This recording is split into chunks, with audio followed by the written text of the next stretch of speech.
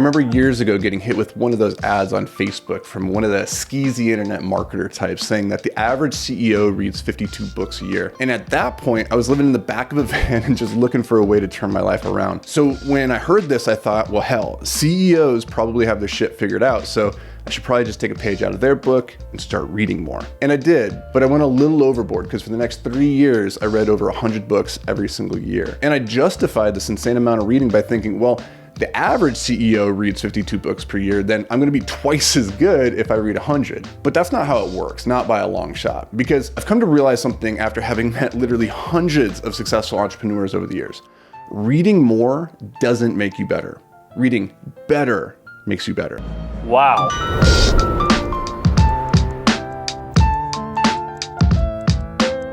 All right, so let's break it down by learning how to actually read better. And I break this into 4 different steps: read, reflect, integrate, repeat. All right, so step 1 is to read. Now, a lesson it took me far too long to learn is that it's better to read and understand deeply the 10 best books written on a topic than it is to skim the top 100, which is why it's so important to then make time for step 2, reflect on what you're reading. And the best way I found to do this is through writing. See, we read to collect dots and then we write to connect them.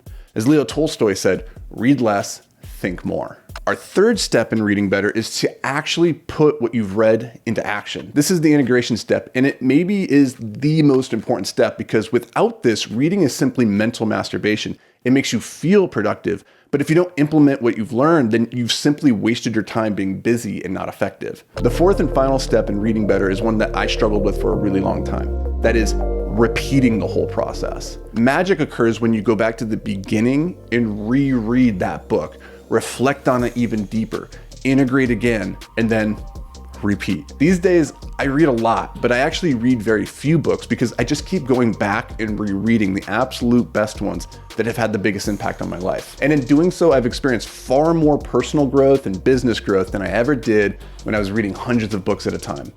But what exactly are those books worth rereading over and over and over again? Well, for all you hyper-focused entrepreneurs out there, I'm going to save you a lot of time and energy and just give you the 12 books that I think are worth rereading every single year. So let's dive in. The first book on this list is not only one of the greatest books ever written, but it's also one of a kind in that it's the personal journal of a guy who thousands of years ago was the most powerful man in the world. And the beauty of this book is that this man, a Roman emperor, wasn't writing for an audience. He never intended for this book to be published. In fact, he'd probably be mortified to learn that it was. These were simply the internal thoughts of a man wrestling with the question, what's it mean to be a good person and to live a life of value? This was a man who had the world at his fingertips, but who understood the only battles actually worth fighting and winning were the ones being waged inside. With his temper, his ego, his pride, his place in the universe, and perhaps most remarkable of all, is just the simple and eloquent way in which this book is written. For instance, he says this: our life is what our thoughts make it.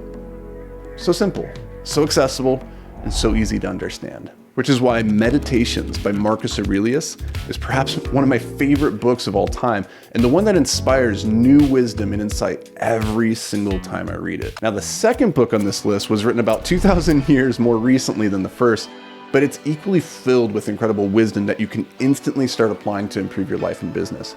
The book is called The Almanac of Naval Ravikant, and it's simply a collection of blogs, tweets, and podcast interviews featuring that modern-day entrepreneurial philosopher Naval Ravikant. Now, if you're not familiar with Naval, he's a prolific angel investor and one of the most highly regarded entrepreneurs in Silicon Valley over the past 2 decades. And what makes him so interesting is just his ability to distill complex topics into simple sound bites that you can easily carry with you and apply in all sorts of situations.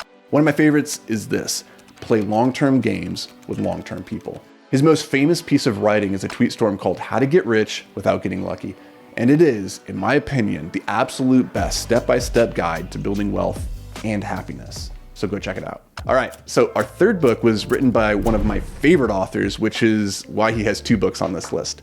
Now, the reason he's one of my favorite is because he has this incredible ability to take things that we all look at every single day and to turn them on their head, to present them in a way that you've maybe never thought about before. Each of his books creates a paradigm shift, a fundamental change in how you view the world in relation to topics like risk or probability, accountability, economics, or investing. But of all of those, the one that's had the most profound effect on my life happens to be the name of the third book on our list. It's called Anti-Fragile by Nicholas Nassim Taleb.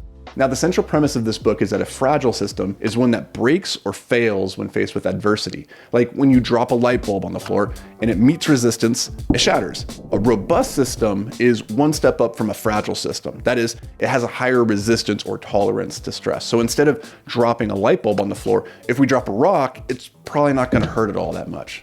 That's not to say that the rock can't be hurt, but it's going to require way more adversity. And the next level up from that is a resilient system, or one that can recover or adapt from failure. The example that Taleb gives in the book is that of the phoenix, which dies in a fiery blaze only to be reborn shortly thereafter from the ashes. Now, what's important to know about the resilient system is that it bounces back to where it was before the stress, not better, not worse. And this is where we arrive at the anti-fragile system, which is one that capitalizes on adversity and chaos to actually come back stronger than before the adversity. And sticking with mythology, this is the story of the Hydra, where for every head you chop off, another two take its place. It actually gets stronger when you hurt it. A practical real-life example of an anti-fragile system are your bones and muscles, which only ever get stronger after they've been stressed and damaged an appropriate amount. Now, obviously, you can only stress these systems so much before they ultimately give out, your bones break, or your muscles tear.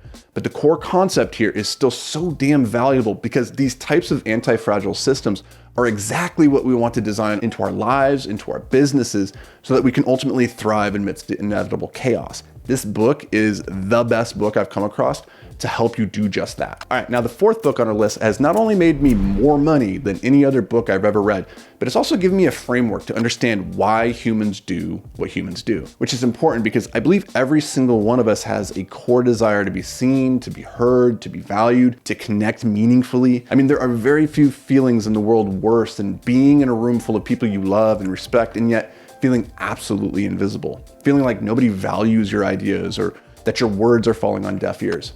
This book, Influence by Robert Cialdini, gives you the tools necessary for communicating your message to the world both persuasively and with impact. In particular, it teaches the 6 weapons of influence, which are reciprocity, commitment, social proof, liking, authority, and scarcity. Truly, if you don't understand those 6 concepts, you will always be at the mercy of the person who does. So pick up this book and arm yourself. Next up is the 5th book on our list, and this is maybe the best one I've ever come across for understanding how we make decisions. Now that might not seem like a big deal, but as Naval says, in an age of infinite leverage, judgment becomes the most important skill. So anything that we can do to help improve the quality of our judgment and therefore our decisions is always worth the time and energy. This book is called Thinking, Fast and Slow by Daniel Kahneman. In it, he explains 2 types of systems that govern our thinking. System 1 is our intuition. It's fast, automatic, emotional, stereotypical, and most importantly, unconscious. It's not something we can control in the heat of the moment. Now, thankfully, System 1 thoughts are generally pretty accurate, or at least accurate enough to get us through 90% of life. For that other 10%, that's where System 2 thinking comes in. And it's much slower, much more effortful, and way more deliberate. It requires intention.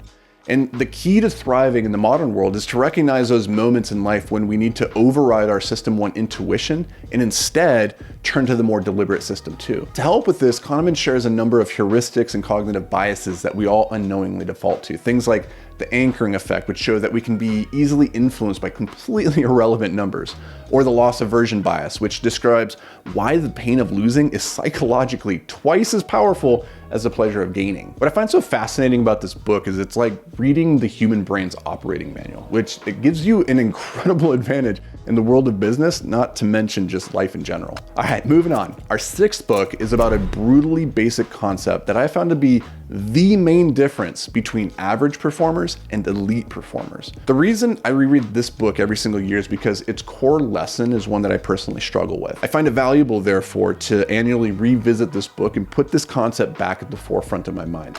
The book is called The One Thing by Gary Keller, and it can be summarized with these words. What is the one thing I can do such that by doing it, everything else will be easier or unnecessary?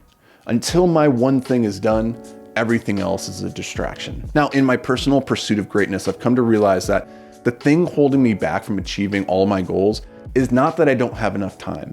It's simply that I don't have enough focus. Specifically, enough focus on the right things.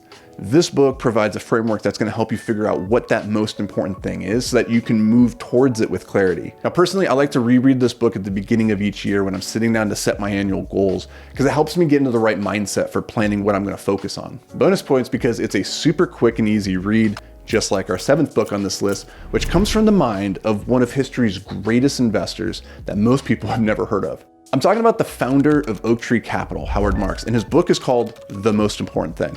One of the things I love about Howard Marks is that he's been posting his annual investor memos every year for the past 30 plus years, absolutely for free. You get to step into the mind of this incredible investor in real time to see how he navigated the 2000 dot-com boom or the great financial crisis of 2007, which is important because, as Howard himself says, good times teach only bad lessons. That investing is easy. Now, these memos are a masterclass of investing wisdom, and in his book, The Most Important Thing is simply a collection of some of those most impactful ones. This is hands down the best book I've ever read about the psychology and principles of investing. Most importantly, it's written in simple, plain language that most of us non-experts can easily understand. All right, so this is a good time to revisit our boy, Nicholas Nassim Taleb, who is such a fantastic writer and thinker that he features on this list twice. And if I had to sum up this 8th book in a single sentence, it would be this: nobody accepts randomness in his own success, only his failure.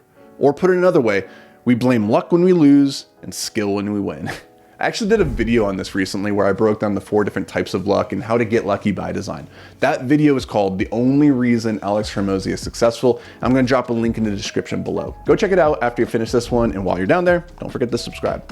All right, back to this mythical book by Taleb, which is called Fooled by Randomness. The simple premise of this book is that everything in life happens along a curve of probability. Some things are just more likely to occur than others, which isn't to say that just because something is unlikely to happen, it therefore won't happen. The important thing for our purposes is just to understand that most of life is determined by the consequences of those very few outlier events that were never supposed to happen, but did.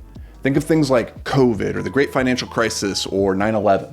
The problem is we humans are absolutely horrible at calculating probabilities in real time, which simply means that we tend to skew the likelihood or unlikelihood of a particular event occurring. Now, the reason I find this book so valuable is that it helps us see through that matrix of probabilities so we can position ourselves to benefit in life regardless of what does or does not happen. Truly, Fooled by Randomness is a mind-bending book that's going to give you a new lens through which to look at the world. But the 9th book on our list is going to give you dozens of new lenses, which is invaluable because, as Charlie Munger always says, to the man with a hammer, every problem looks like a nail. So our goal should be to equip ourselves with as many tools as possible so we can be prepared to solve any and every problem that might come our way.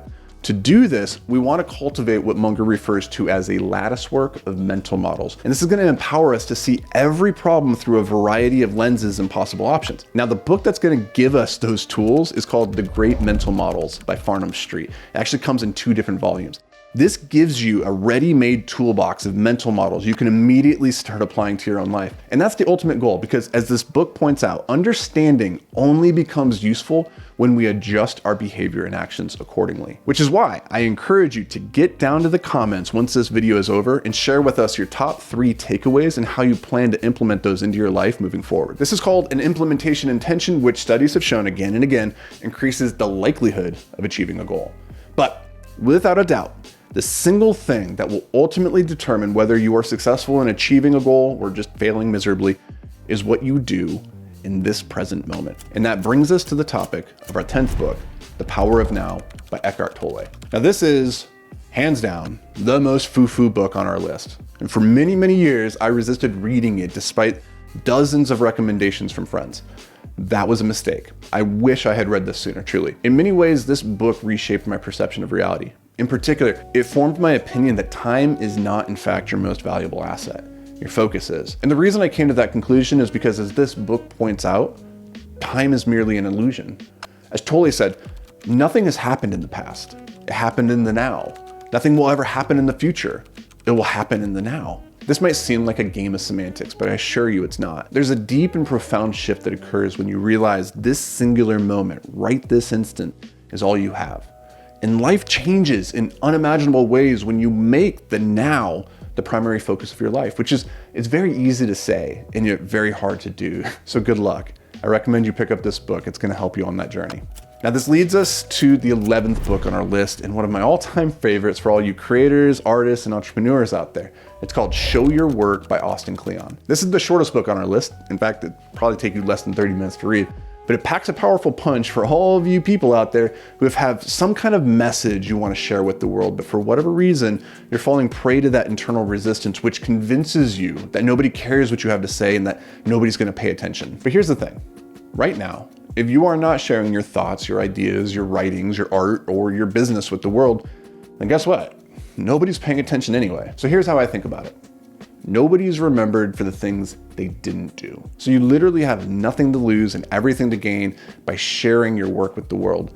But I do understand this is all easier said than done, which is why most people don't do it. This book will help you get out of your way so your work finally has the opportunity to change the world. Now, speaking of changing the world, the 12th and final book on our list makes the argument that changing the world begins simply by changing your perspective to find meaning and purpose in your life, regardless of circumstance. Now, this is a grand claim that's easily dismissed as hyperbole, if not for the fact that Viktor Frankl wrote this book, Man's Search for Meaning, after having survived the horrors of the Nazi concentration camp of World War II. The core thesis of this book is that the ultimate test for each one of us is to find meaning in our lives.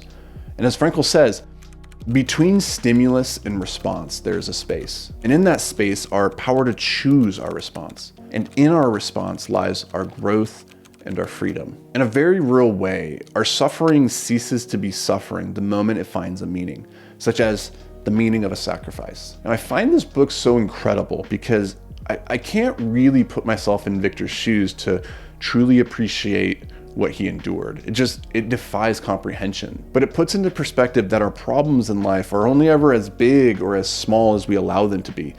And that at the end of the day, it's our responsibility to derive meaning from our lives, which is a lesson I don't think any of us can be reminded of too often. And because I believe, as Samuel Johnson said, that we need to be reminded more often than we need to be instructed, I do hope that you take this list of 12 books and you revisit them every single year to uncover the many beautiful lessons each one has to share.